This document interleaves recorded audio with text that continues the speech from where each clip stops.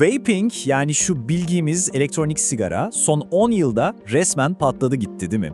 Peki o rengarenk buhar bulutlarının arkasında ne var aslında? Sağlığımıza etkileri ne? İşte bu sorular o kadar acil ki bu bölümde gelin hep birlikte vaping'in ardındaki bilime şöyle bir dalalım. Konuya direkt bir rakamla girelim çünkü bu meselenin neden bu kadar kritik olduğunu tek başına anlatıyor.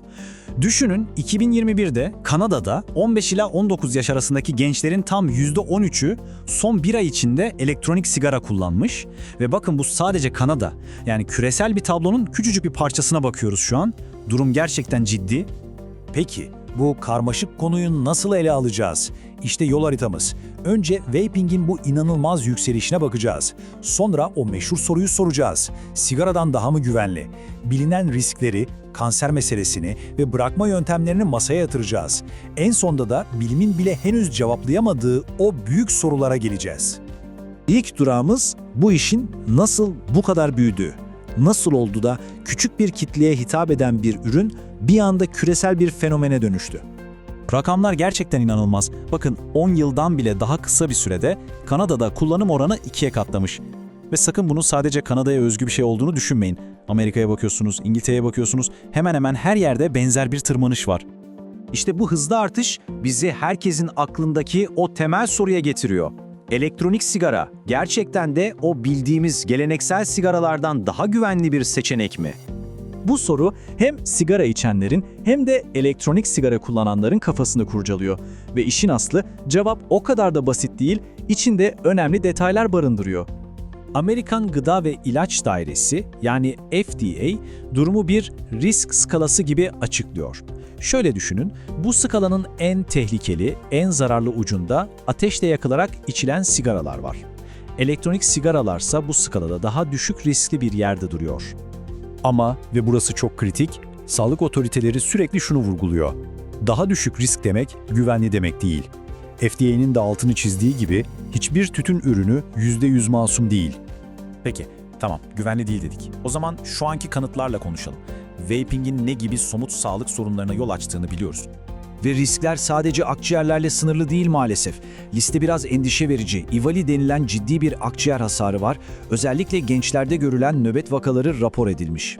Diş çürükleri ve diş eti sorunları artıyor. Hatta hatalı piller yüzünden cihazların patladığı ve ciddi yaralanmalara yol açtığı bile biliniyor. Şimdi geldik en büyük soruya, belki de en korkutucu olanına. Vaping ve kanser arasında bir bağlantı var mı? Bilim bu konuda ne diyor? Laboratuvarda neler oluyor? Bu konuyu anlamak için önce bilim insanlarının ne aradığını bilmemiz lazım.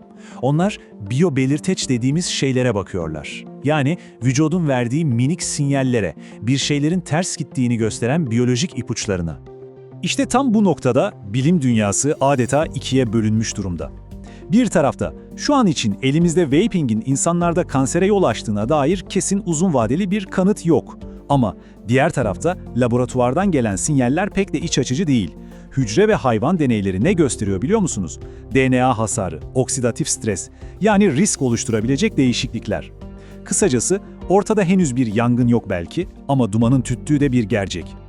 Peki bu kadar konuştuk. Elektronik sigara kullanan ve bırakmak isteyen milyonlarca insan ne yapacak?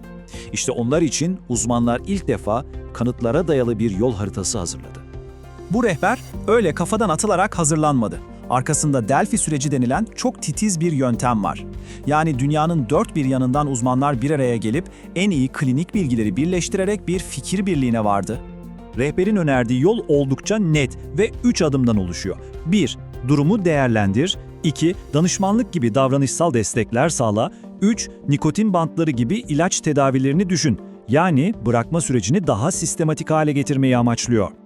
Kılavuzda hem bırakmak isteyenlere hem de riskleri azaltmak isteyenlere yönelik çok net tavsiyeler var.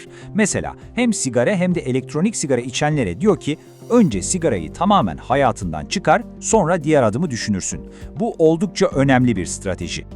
Evet, elimizde arkık bir kılavuz var ama bu her şeyi bildiğimiz anlamına gelmiyor. Uzmanların bile hala bundan emin değiliz dediği önemli konular var. Mesela doğru terim ne? Bağımlılık mı diyelim, kullanım bozukluğu mu? Veya ikisini birden kullananlar aynı anda mı bırakmalı?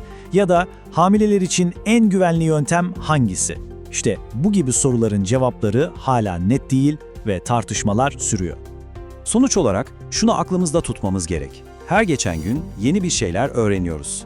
Ama bu işin uzun vadedeki etkilerini anlatan hikaye hala yazılıyor. Bilim, bu yeni ve hızla yayılan alışkanlığın sonuçlarını anlamak için adeta zamana karşı yarışıyor. Bu durumda bizi son ve en can alıcı soruyla baş başa bırakıyor. Milyonlarca insan bu buharı solumaya devam ederken bir 10 yıl sonra geriye dönüp baktığımızda sağlık tablomuzda ne göreceğiz?